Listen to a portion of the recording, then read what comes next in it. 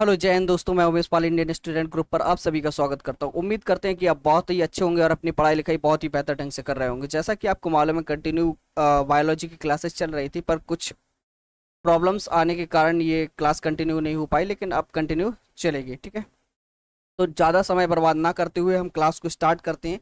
जैसा कि हमारा टॉपिक चल रहा है, ठीक है, हमारा टॉपिक चल रहा है जैक प्रक्रम यानी कि लाइफ प्रोसेस। ठीक है, इसी में हम जैव प्रक्रम के अंतर्गत आज आपसे, है ना, नियंत्रण एवं संवयन पर चर्चा करेंगे। नियंत्रण एवं संवयन यानी कि कंट्रोल एंड कोऑर्डिनेशन। ठीक है, इसके बारे में सारी चीज़ें विस्तार से समझेंगे, एक एक करके सारी चीज़ें समझते चलेंगे। ठीक है, यदि आपको कोई भी प्रॉब्लम आती है तो आप आराम से हमसे क्या कर सकते हैं, कमेंट करके पूछ सकते हैं। नेक्स्ट वीडियो में आपका हो जाएगा। और कल के लिए एक ज़रूरी इन्फॉर्मेशन है कि कल से हम लाइव ही रहेंगे। मतलब लाइव तो आपको क्लास अभी भी दिख रही होगी, पर अभी लाइव नहीं है। कल हम इस प्रकार से लाइव रहेंगे 5:30 बजे से या 6 बजे से, कि आपकी सारी मतलब क्रियाविधि सही ढंग से चले और आपको कोई भी दिक्कत ना हो। ठीक है, तो बात करते हैं हम।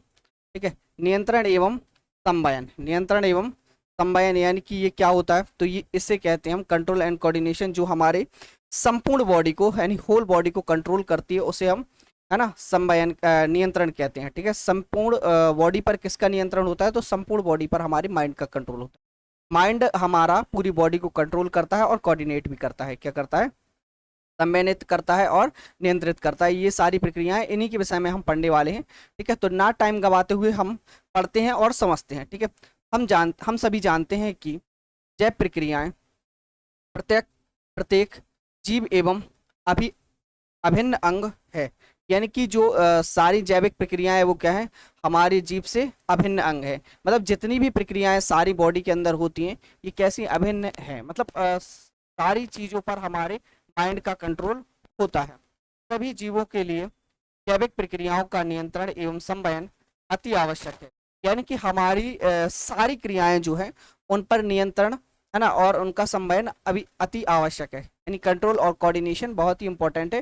बिकॉज ऑफ कि अगर कोई हमारा हार्ट मतलब बीट कर रहा है, अगर दिल धड़क रहा है, अगर दिल धड़कना बंद कर दे, है ना, और उसे कोई इंस्ट्रक्शन ना दे कि भाई धड़को, है ना, तो क्या हो जाएगा, इंसान मर भी सकता है।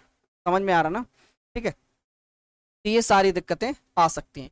इन दिक्कतों को दूर करने के लिए ये सारी प्रक्रियाएं होती हैं और इसको माइंड कंट्रोल करता है। जंतुओं में इन क्रियाओं के नियंत्रण व संवयन के लिए विशेष तंत्र व अंग पाए जाते हैं। यानी कि इनको कंट्रोल करने के लिए विशेष तंत्र यानी कि अंग यानी कि ऑर्गन्स पाए जाते हैं, जो कि पादपों की तुलना में अत्यधिक विकसित होते हैं। कैसे होते हैं, अत्यधिक विकसित होते हैं। अब आप कहेंगे कि पादपों की तुलना में मतलब पादपों से इंसानों की क्या तुलना। हाँ बेटा, उनके अंदर भी दिमाग होता है।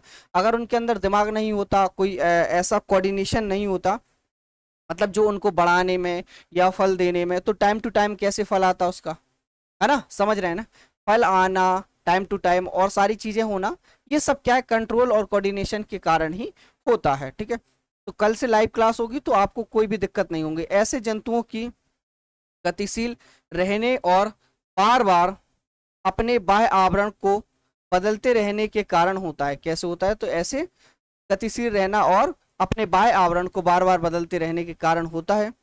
जंतुओं में नियंत्रण एवं संवयन के लिए तंत्रिका तंत्र एवं अंतःस्रावी तंत्र पाए जाते हैं। क्या पाए जाते हैं, तंत्रिका तंत्र और अंतःस्रावी तंत्र पाए जाते हैं। तंत्रिका तंत्र यानी कि न्यूरॉन सेल्स। क्या होते हैं, न्यूरॉन सेल्स, जो जिसे हम क्या कहते हैं, माइंड सेल भी कहते हैं, जो दिमाग की कोशिकाएं होती हैं, है ना, न्यूरॉन सेल या तंत्रिका तंत्र। अंतःस्रावी तंत्र, अंतःस्रावी यानी कि जो बॉडी के अंदर जो हार्मोन्स का श्रवण करते हैं और जो जूस का श्रवण करते हैं, जिससे कि बॉडी में डाइजेशन सिस्टम और सारे चीजें चलती रहती हैं, वो किसके अंतर्गत आता है, तो बेटा कंट्रोल एंड कोऑर्डिनेशन के अंतर्गत ही आता है। परंतु पादप गतिशील नहीं होते हैं। पादप कैसे नहीं होते, गतिशील नहीं होते हैं, तथा उनमें बाह्य आवरण लगभग समान रहता है। कैसा रहता है, तो बेटा इनमें बाह्य आवरण लगभग समान रहता है। अतः उनमें तंत्रिका तंत्र जैसे नियंत्रण और संवयन अनुपस्थित होते हैं। कैसे होते हैं, अनुपस्थित होते हैं। ये अंतःस्रावी तंत्र अर्थात विशेष रासायनिक संवयकों यानी हार्मोन्स के द्वारा अपनी जैविक प्रक्रियाओं को नियंत्रित एवं संवयन करते हैं। मतलब दिमाग, पेड़ों के अंदर दिमाग नहीं होता है, पर उनके अंदर क्या पाए जाते हैं, ऐसे हार्मोन्स पाए जाते हैं। क्या पाए जाते हैं बेटा, हार्मोन्स ऐसे पाए जाते हैं जो क्या करते हैं, उनको कंट्रोल और कोऑर्डिनेट करते हैं। तो एक हिसाब से हम उसे दिमाग ही कह सकते हैं, है ना, जो सारा काम कर रहा है, कंट्रोल और कोऑर्डिनेट करने का काम कर रहा है।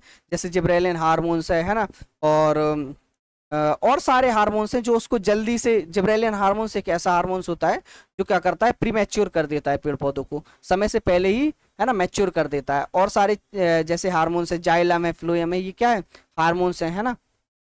तो इनके द्वारा से सारी चीजें होती रहती हैं। ठीक है बेटा, आगे चलते हैं। नेक्स्ट पेज पर आ जाते हैं, मानव में संवयन, है ना, coordination in human, coordination in human. ठीक है, मानव में क्या होता है, मानव तंत्रिका तंत्र, मानव में नियंत्रण एवं संवयन तंत्रिका तंत्र तथा पेशीय ऊतकों द्वारा होता है। किसके द्वारा होता है, तो तंत्रिका तंत्र और पेशीय ऊतक। अब ये पेशीय ऊतक क्या होते हैं, पेशीय ऊतक यानी कि मांसपेशियों के बने हुए हमारे जो बॉडी पार्ट्स हैं उनके द्वारा होता है। ठीक है, तो संवयन एवं ये नियंत्रण किसके द्वारा होता है, तो पेशियों या तंत्रिका तंत्र, तंत्रिका तंत्र यानी कि दिमाग के माध्यम से। ठीक है, तो हम पढ़ लेते हैं तंत्रिका तंत्र के संबंध में पढ़ लेते हैं, जिसे हम क्या कहते हैं, न्यूरॉन सेल्स, न्यूरो सिस्टम कहते हैं, क्या कहते हैं, नर्वस सिस्टम, सॉरी क्या कहते हैं, नर्वस सिस्टम कहते हैं। ठीक है, शरीर की प्रत्येक प्रक्रियाओं में लगभग शरीर की प्रक्रियाओं में भाग लेने वाले विविध ऊतकों तथा अंगों की क्रियाओं के सामान सम्मयन हेतु केवल जंतुओं में एक विशेष तंत्र पाया जाता है। क्या पाया जाता है, एक विशेष तंत्र, है ना, तंत्र पाया जाता है। कैसा, एक विशेष तंत्र पाया जाता है जिसे तंत्रिका तंत्र कहते हैं। क्या कहते हैं बेटा, तंत्रिका तंत्र कहते हैं। ये वातावरणीय परिवर्तन को संवेदी सूचनाओं के रूप में ग्रहण करके तंत्रिका तंत्र प्रेरणाओं एवं आवेगों, है ना, के रूप में प्रसारित करता है, कर प्रक्रियाओं का संचालन करता है। यानी कि जो भी हमारा माइंड इंस्ट्रक्शंस देता है, उन इंस्ट्रक्शंस को फॉलो करवाने का काम किसका होता है ना, तो ये नर्वस सिस्टम का होता है। किसका होता है बेटा, नर्वस सिस्टम का होता है। इन घटनाओं को हम निम्न चित्र द्वारा समझ सकते हैं। देखिए, बाह्य या अंतः आवरण से उद्दीपन। ठीक है, संवेदी अंग या ग्राही अंग। संवेदी अंग यानी कि किसी ने हमें टच किया, तो हमें पता कैसे चलेगा कि किसी ने टच किया, तो हमारी बॉडी के अंदर संवेदी अंग पाए जाते हैं। क्या पाए जाते हैं, संवेदी अंग पाए जाते हैं। ठीक है, मार्ग, संवेदना या मार्ग, तंत्रिका तंत्र, चालन मार्ग। ठीक है, अब बाह्य अंग और बाह्य या अंतः आवरण के अनुक्रियाएं। ठीक है, तो ये क्या होता है, जैसे हमें किसी ने टच किया या किसी ने पीछे से आके मार दिया, हमें कुछ भी हुआ हो, तो हमें एकदम से पता चलता है। किसके द्वारा पता चलता है, तो संवेदी अंगों के द्वारा। फिर हम मुड़कर देखते हैं कि अरे ये तो वो है ना। सपोज हमारा फ्रेंड है, उसने आगे पीछे से एक जड़ दिया, है ना, थप्पड़ लगा दिया हमें, तो हम क्या करेंगे, है ना, अगर हल्का सा लगा होगा तो नॉर्मल मजाक में टाल देंगे। अगर गुस्सा में मतलब किसी ने गुस्से में मारा है ना, तो फिर उसे गुस्से का जवाब गुस्से से देंगे। और ऐसा भी हो सकता है कि मारने वाला आपसे सबल हो, तो फिर आप जहर का घूंट देकर रह भी जाएंगे, है ना।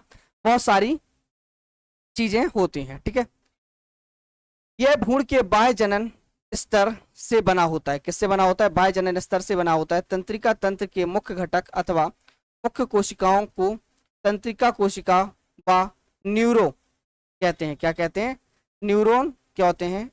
यह तंत्रिका तंत्र की संरचनात्मक एवं क्रियात्मक इकाई है। कैसी है ना, संरचनात्मक एवं, है ना, क्रियात्मक इकाई है। स्ट्रक्चरल एंड फंक्शनल, है ना, इकाई है। ठीक है, तो ये क्या करती है, संरचना करती है। और ठीक है, तंत्रिका तंत्र के कार्य, तंत्रिका तंत्र के क्या कार्य होते हैं, फंक्शन ऑफ नर्वस सिस्टम। ठीक है, तंत्रिका तंत्र के क्या काम होते हैं, तो तंत्रिका तंत्र का प्रमुख कार्य निम्नलिखित है। पहला वाला, यह मानव में ऐच्छिक एवं अनैच्छिक क्रियाओं को नियंत्रित करता है। यानी कि हमारे दिमाग के द्वारा ही हमारे बॉडी के अंदर होने वाली सभी क्रियाएं, चाहे वो ऐच्छिक हो या अनैच्छिक हो, सारी क्रियाओं को कंट्रोल करने का काम किसका होता है, दिमाग का होता है। किसका होता है बेटा, दिमाग का होता है। ठीक है, यह बाह्य आवरण से संवेदी अंग जैसे नाक, कान, जीभ आदि द्वारा, है ना, सूचनाओं को इकट्ठा करके, उदाहरण संवेदांग से स्वाद का प्राप्त चालन चलता है, जबकि घृणा अंग गंध का पता लगाते हैं। ठीक है, तो यानी कि ऐसे अंग पाए जाते हैं, सेंस ऑर्गन्स जिसे हम कहते हैं, है ना, हमारे बॉडी के अंदर क्या पाए जाते हैं, सेंस ऑर्गन्स पाए जाते हैं, है ना, संवेदी अंग पाए जाते हैं। ये क्या करते हैं, है ना, नाक कान आँख, मतलब इनके द्वारा हम देख कर, सूंघ कर या टेस्ट लेकर ऐसे हम माध्यम से पता लगा लेते हैं। ठीक है, जबकि घृणा अंग, मतलब अगर कोई गंदी सी स्मेल आ रही है तो ऐसे सूंघ कर हम पता लगा लेते हैं कि यार कोई गंदी स्मेल आ रही है। ठीक है, तंत्रिका तंत्र में हम सोचने तर्क करने की सहायता करते हैं। मतलब तंत्रिका तंत्र क्या होता है, हमें सोचना कि कैसा होना चाहिए, ये ऐसे करेंगे, ये वैसे करेंगे, इस प्रकार से होता है ना। और तर्क, अरे ये ऐसे है तो ऐसे हो सकता है, मतलब इस प्रकार के तर्क का काम ये करता है। ठीक है, यह मानव शरीर में प्रतिवर्ती क्रियाओं को नियंत्रित करता है। प्रतिवर्ती क्रियाओं को जो शरीर में मतलब ऑटोमेटिक होती हैं, है ना, जैसे उल्टी आना, है ना, या कोई भी चीज़ एकदम से कोई गंदी चीज़ अंदर चली गई तो वो बाहर आ जाना, खांस जाना, ठिस, ये इस प्रकार की क्रियाएं, ठीक है, तो ऑटोमेटिक होती हैं।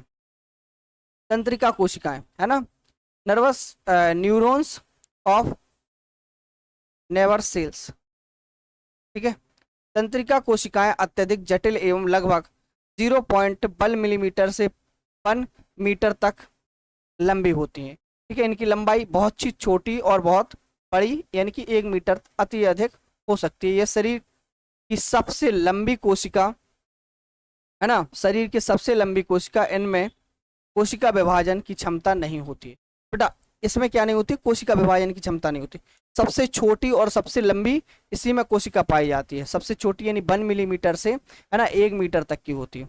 और दिमाग की कोशिकाओं का क्या है, जैसे हमारी कोई सेल या कोशिका क्या होती है, अगर मर जाती है तो वो दूसरी बन जाती है, लेकिन माइंड की सेल एक बार मरी तो वो दोबारा नहीं बनती है ना।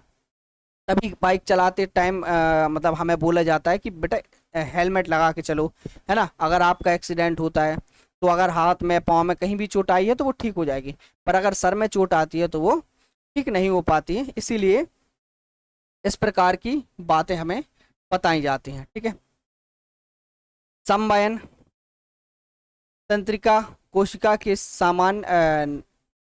निम्नलिखित भाग होते हैं। कैसे होते हैं, भाग होते हैं, तो इसके कुछ भाग हैं, है ना। सामान्य तंत्रिका तंत्र के कुछ भाग हैं, उन भागों को हम इस प्रकार से डिफाइन कर देते हैं। कोशिकांग, कोशिका काय, कोशिका काय मतलब कोशिका की काया, यह तंत्रिका कोशिका का प्रमुख भाग है। इसमें जीव द्रव्य के केंद्रक, माइक्रोकॉन्डिया, गोल्जिका, वसा बिंदु, अंतःप्राद्रव्य जालिका आदि के अतिरिक्त अनियमित आकार के, है ना, निक्सल के कण उपस्थित होते हैं।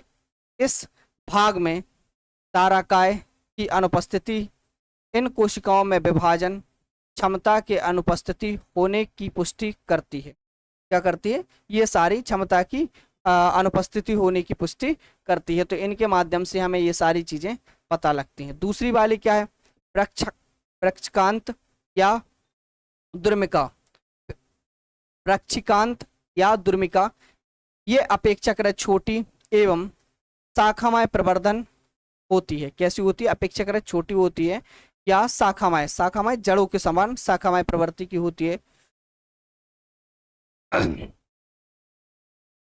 सॉरी, ठीक है, जो सिरों की ओर क्रमशः सक्रिय होते जाते हैं। कैसे होते जाते हैं, सिरों के साइड पहले फैली रहेगी, फिर धीरे धीरे धीरे धीरे पतली होती चली जाएगी। प्रक्षकांत प्रेरण या उद्दीपनों के को कोशिका काय की ओर ले जाते हैं। तंत्रिका कोशिकाओं की द्रुमिका सभी आवेगों को कोशिकांगों में लाने का कार्य करती है। यानी कि जितनी भी सूचनाओं का है प्रसार है वो कहाँ लाने का काम करती है, तो कोशिकांगों में लाने का काम करती है। द्रुमिका की सहायता से हम एक तंत्रिका कोशिका एवं अन्य तंत्रिका कोशिका से जुड़ी रहती हैं।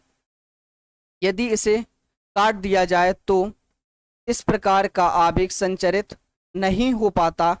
बाह्य उद्दीपन के लिए संवेदना समाप्त हो जाएगी। क्या हो जाएगी, संवेदना समाप्त हो जाएगी।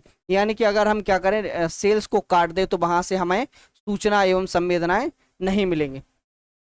तंत्रिका कक्ष या अक्ष तंतु, ठीक है, कोशिका काय से एक लगभग बराबर मोटाई का लंबा प्रवर्धन अक्ष तंतु या तंत्रिका काय निकलता है। ठीक है, क्या निकलता है? तंत्रिका काय निकलता है। तंत्रिका कक्ष में अंतिम छोर की उपशाखा पर गुट्टीनुमा रचना, है ना, सिनोकैप्टेड गुट्टियाएं होती हैं। ये अन्य तंत्रिका कोशिकाओं के दुर्मिका के साथ युग्मानुबंध या स्नैप्स बनाती हैं। क्या बनाती हैं? युग्मानुबंध या स्नैप्स बनाती हैं। तंत्रिका कक्ष चारों ओर तंत्रिका कक्ष से घिरा होता है। यह श्वसन कोशिकाओं से बना होता है। किससे बना होता है? श्वसन कोशिकाओं से बना होता है। श्वसन कोशिकाएं और इनकी जैसे ही कुछ दूसरी कोशिकाएं कुछ तंत्रिका कोशिकाओं के तंत्रिकाक्ष के चारों ओर यालिन नामक बसीय पदार्थ का श्रावण के लिए उत्तरदायी होती हैं। इन तंतुओं को मज्जाव्रत कहते हैं। जब तंतु के पलायनी का अभाव होता है तो इन्हें मज्जा रहित कहते हैं। क्या कहते हैं? मज्जा रहित कहते हैं। ठीक है, आगे समझते हैं। देखिए, जिसके संबंध में हमने अभी पढ़ा वो यहाँ पर डायग्राम के माध्यम से देखो, ये यहाँ का पूरा फैला हुआ भाग है। ठीक है, और ये जाते जाते जड़ों में पतली हो रही हैं। कहाँ हो रही हैं? पतली। ये क्या है? पक्षीय व्रंत या दुर्मिका है। ये सूचनाओं को लाने का काम करती हैं। क्या करती हैं? सूचनाओं को लाने का काम करते हैं। कोशिका काय यानी कि ये जो ऊपरी वाला भाग है कोशिका का, माइक्रोकॉन्डिया, है ना, माइक्रोकॉन्डियन, ठीक है, माइट्रोकॉन्डियन, ये यहाँ पर पाए जाते हैं। ठीक है, तंत्रिका कक्ष ये यहाँ पर होता है। ठीक है, देखिए, ये सारा नर्वस सिस्टम, ये दिमाग है। यहाँ से क्या है? तंत्रिका कक्ष है ना। यहाँ पर अगर हम क्या कर दें, इसको अलग कर दें तो पूरी बॉडी की क्या है संरचना, क्या है बॉडी में क्या चल रहा है, हमें कोई भी पता नहीं चलेगा। ठीक है, ये सारा जो है यहाँ से सूचनाओं का आदान प्रदान होता रहता है और पूरी बॉडी में इसको भेजा जाता है। क्या होता है बेटा? पूरी बॉडी में इसको भेजा जाता है। दुर्मिका यहाँ भी है, तंत्रिका कक्ष यहाँ भी है। ठीक है, ये सारी चीजें यहाँ पर पाई जाती हैं। ठीक है बेटा, ये इसका चित्र है। चलिए आगे समझ लेते हैं तंत्रिका कोशिकाओं के प्रकार। अब क्या समझना हमें? तो तंत्रिका कोशिकाएं जो होती हैं कितने प्रकार की होती हैं? ठीक है बेटा, संवेदी या अभिबाही तंत्रिका कोशिकाएं। ठीक है, संवेदी कोशिकाओं को कोशिकांगों से ग्रहण करके केंद्रीय तंत्रिका तंत्र को पहुंचाती हैं। चालक या अबाही तंत्रिका कोशिकाएं ये संदेशों को केंद्रीय तंत्रिका तंत्र से कार्यवाही अंगों तक पहुंचाती हैं। कहाँ तक पहुंचाती हैं? तो कार्यवाही अंगों तक पहुंचाती हैं। तीसरी है मिश्रित या संयोजी तंत्रिका कोशिकाएं। क्या है बेटा? तीसरी मिश्रित या संयोजी तंत्रिका कोशिकाएं। तो ये क्या काम करती है? संवेदी तथा प्रेरक दोनों प्रकार की होती हैं। कैसी होती हैं? संवेदी तथा प्रेरक दोनों प्रकार की होती हैं। ये दोनों ही संबंध स्थापित करते हैं। क्या करती हैं? दोनों ही संबंध स्थापित करती हैं। इसके अतिरिक्त संरचना, है ना, के आधार पर तंत्रिका कोशिकाओं को एक ध्रुवीय या द्विध्रुवीय या बहुध्रुवीय, है ना, प्रकार की होती हैं। कैसी होती हैं? बहुध्रुवीय प्रकार की होती हैं। कुछ निम्न श्रेणियों में जंतुओं में अध्रुवीय, है ना, तंत्रिका कोशिकाएं भी पाई जाती हैं। कैसी पाई जाती हैं? अध्रुवीय, जिसमें, है ना, पोलर नहीं होती, नॉन पोलर पाई जाती हैं। कैसी पाई जाती हैं? नॉन पोलर पाई जाती हैं। इनमें प्रवर्धन तो होता है, परंतु इनमें क्रियात्मक विभेदीकरण नहीं होता है। क्या नहीं होता है? तो क्रियात्मक विभेदीकरण नहीं होता है। चलिए बेटा, तंत्रिका पेशीय संधि। तंत्रिका पेशीय संधि को समझ लेते हैं, है ना। ये क्या होती है? ठीक है,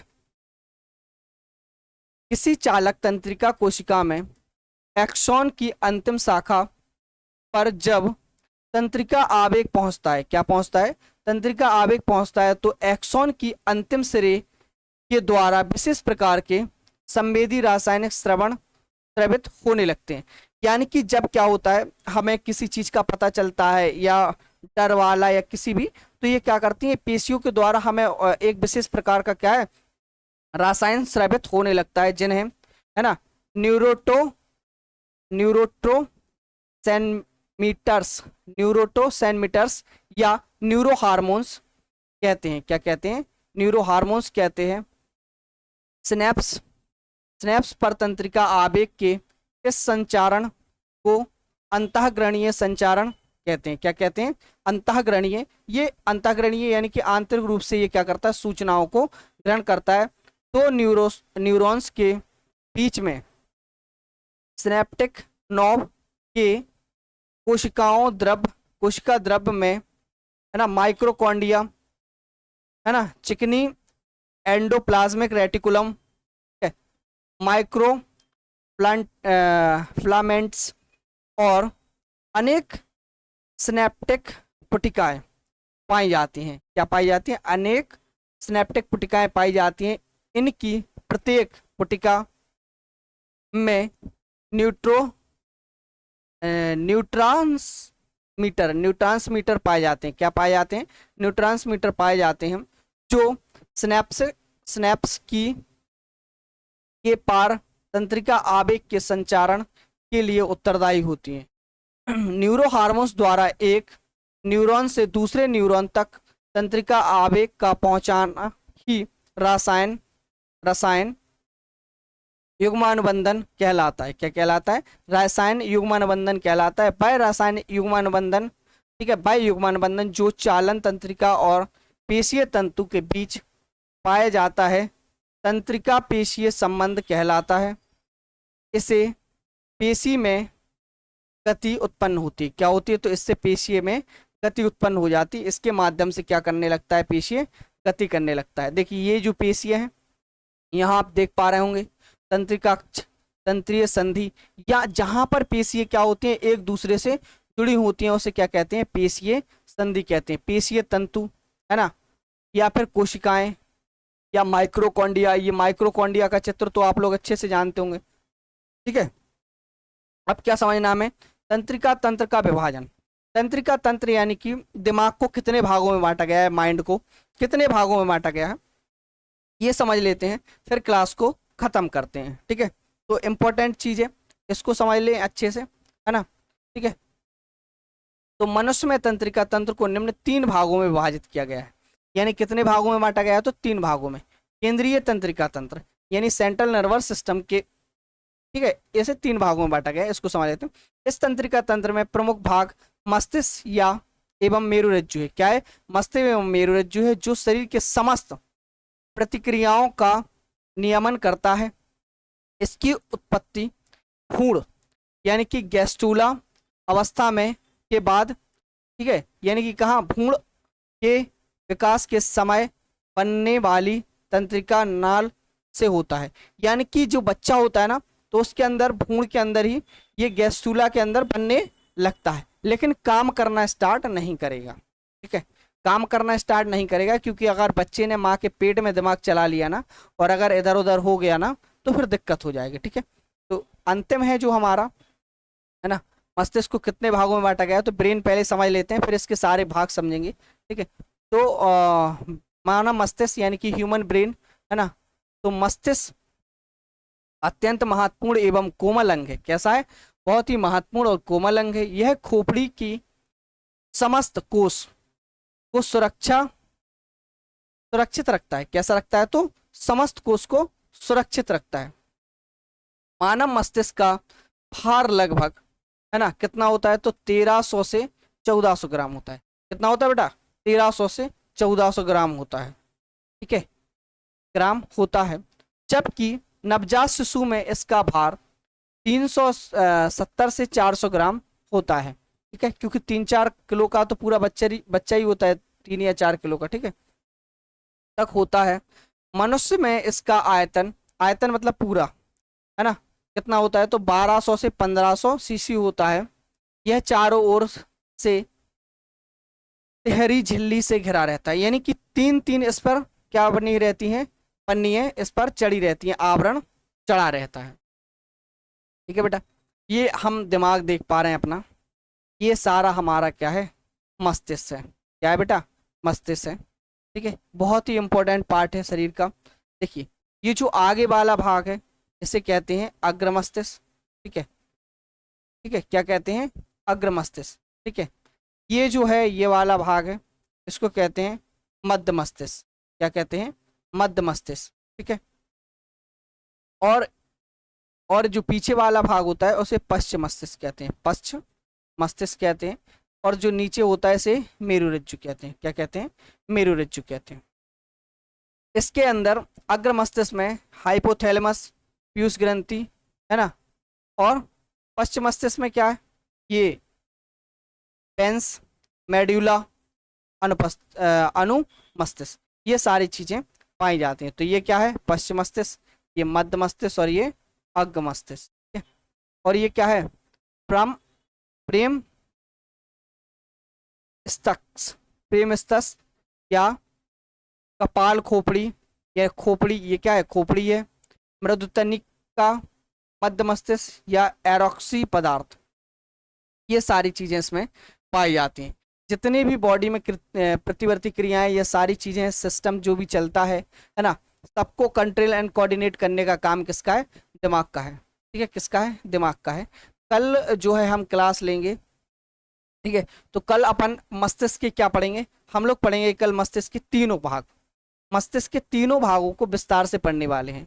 बहुत ही इंपॉर्टेंट टॉपिक है बेटा, कल लाइव क्लास जरूर लेने आना, क्योंकि अगर आपने ये क्लास नहीं ली तो आपका बहुत ही ज़्यादा लॉस हो जाएगा। ठीक है, क्योंकि आपने कुछ भी पढ़ा है अभी तक, जितनी सारी चीज़ें पढ़ी हैं, सबको कंट्रोल एंड कोऑर्डिनेट करने का काम मस्तिष्क का होता है। किसका होता है बेटा, मस्तिष्क का होता है।